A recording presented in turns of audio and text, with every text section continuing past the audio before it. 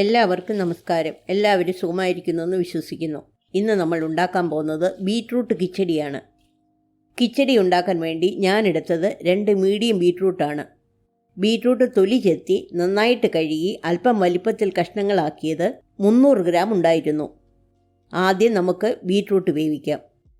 ഒരു കുക്കറിൽ ബീറ്റ്റൂട്ട് ഇട്ട് 1/2 ടീസ്പൂൺ ഉപ്പും അല്പം വെള്ളം ഒഴിച്ച് 2 വിസിൽ വരുമ്പോൾ ഗ്യാസ് ഓഫ് ചെയ്ത് തണുക്കാൻ വയ്ക്കുക. ഈ സമയം നമുക്ക് അരപ്പുണ്ടാക്കാം.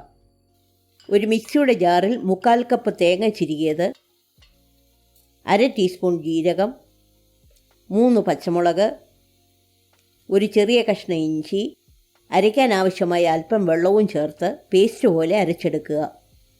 കുക്കർ നന്നായി തണുത്ത ശേഷം തുറന്ന് ബീറ്റ്റൂട്ട് വെന്ത വെള്ളം ബാക്കിയുണ്ടെങ്കിൽ ഗ്യാസ് ഓൺ ചെയ്ത് വറ്റിച്ചെടുക്കുക.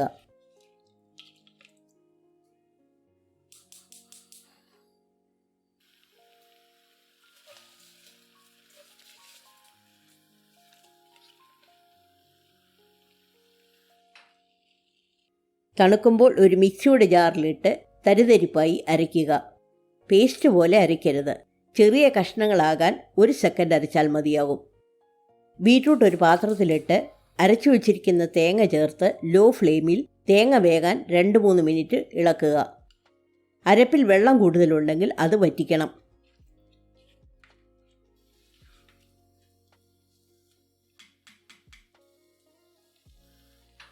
ഗ്യാസ് ഓഫ് ചെയ്ത ശേഷം 1 കപ്പ് കട്ടയുടച്ച തൈര് ചേർത്ത് ഇളക്കുക. പാത്രത്തിൻ്റെ ചൂടുകൊണ്ട് തൈര് ചൂടായിക്കൊള്ളും.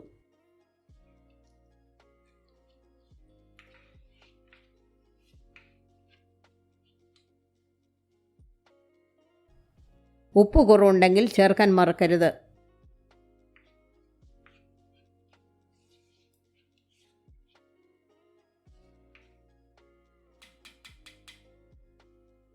ഇനി കടുക് താളിക്കാനായി ഒരു പാത്രം ഗ്യാസിൽ വെച്ച് 1 ടേബിൾ സ്പൂൺ വെളിച്ചെണ്ണ ഒഴിച്ച് ചൂടാകുമ്പോൾ 1/2 ടീസ്പൂൺ കടുകിട്ട് പൊട്ടിക്കുക.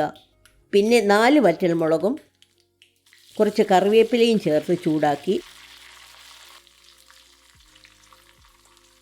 കിച്ചടിയിൽ ഒഴിക്കുക. നന്നായിട്ടിളക്കി സെർവ് ചെയ്യാവുന്നതാണ്.